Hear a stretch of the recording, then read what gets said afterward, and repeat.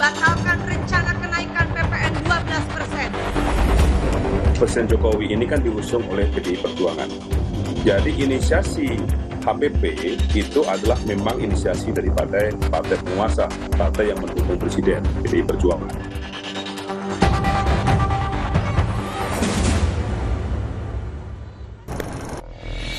Gerindra dan PDIP saling tuding soal inisiator PPN 12%. Lantas, kemana arah tujuan lontaran kritik itu dan apa solusi paling realistis bagi masyarakat jelang penerapan PPN 12% pada tahun baru di tengah masih mengemukanya pro kontra di publik? Lengkapnya dalam ulasan Istana bersama saya, Friska Clarissa.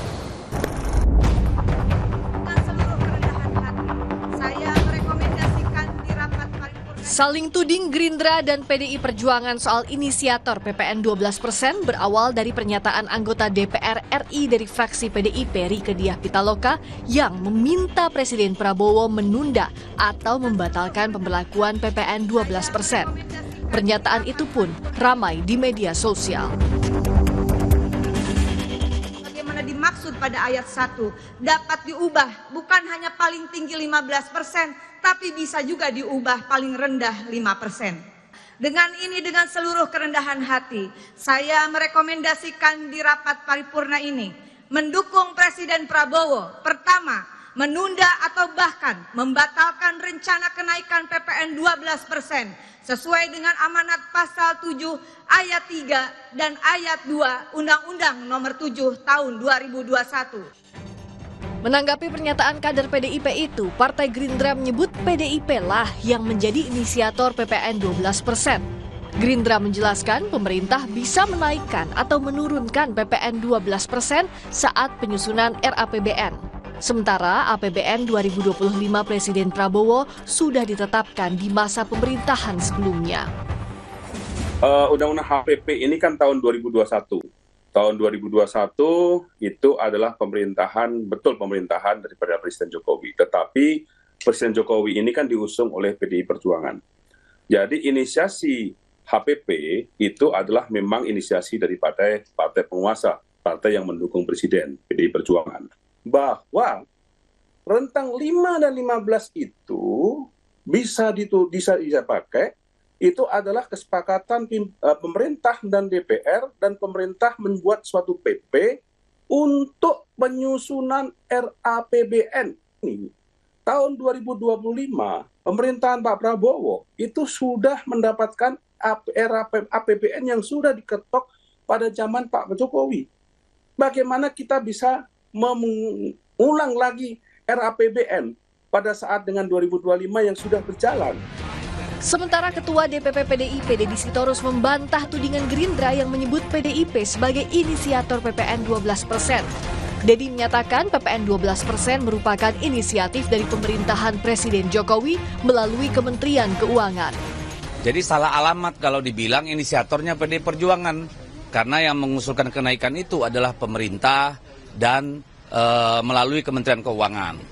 Pada waktu itu disetujui dengan asumsi bahwa kondisi ekonomi internal kita dan kondisi global itu dalam kondisi yang baik-baik saja.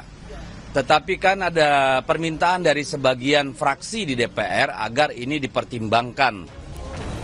Sebelumnya Menko Perekonomian Erlangga Hartarto menyatakan kenaikan PPN menjadi 12% bukan pemerintah yang tentukan, tapi mengikuti undang-undang yang disetujui seluruh fraksi, kecuali Partai Keadilan Sejahtera di DPR.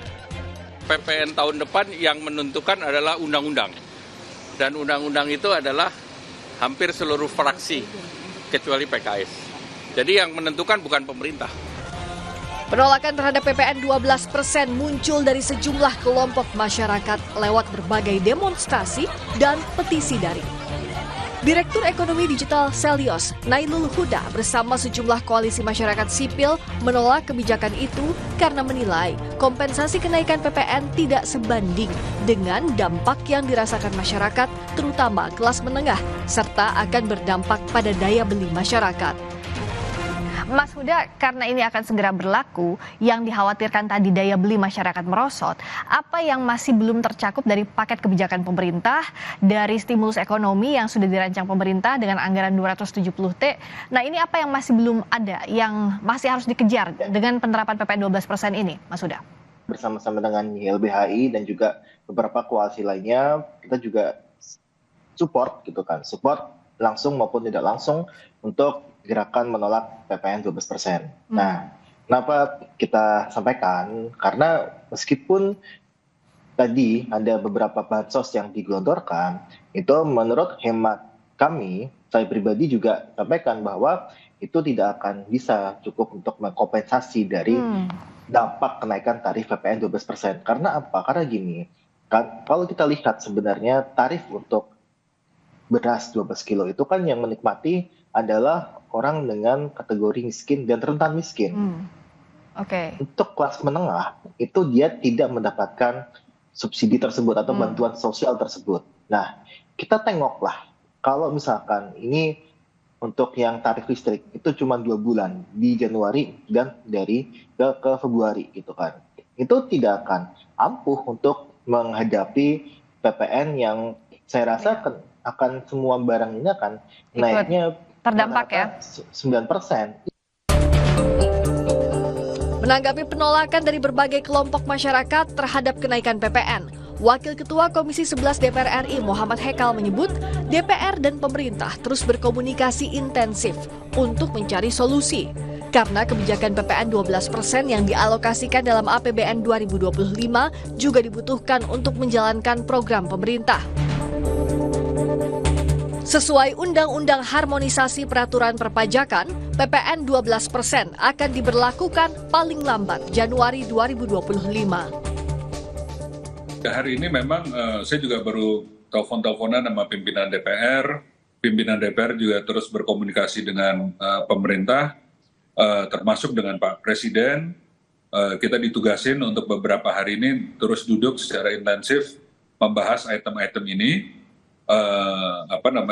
Mudah-mudahan sih dalam waktu, ya tentu udah waktunya tinggal beberapa hari lagi, kita bisa cari solusi. Dan kan gini, ini kita juga sangat akomodatif kok. Kalau misalnya nih di dalam pemerintahan menemukan kesulitan karena ada batasan-batasan wewenang masing-masing kementerian, kan kita bisa bantu untuk diskusikan dengan kementerian lain kalau ada sumber-sumber lain yang bisa kita gunakan sebagai pengganti. Karena memang 12% ini angkanya sudah dipakai dalam pembahasan APBN 2025. Kalau sekarang dicabut, itu langsung ada minus 75 triliun. Gitu kan? Nah, cariin penggantinya. Kalau kita tetap mau program-program pemerintah berjalan. Yang publik nantikan saat ini bukan mundur ke belakang, saling tuding soal siapa yang jadi pengusul kebijakan naiknya PPN.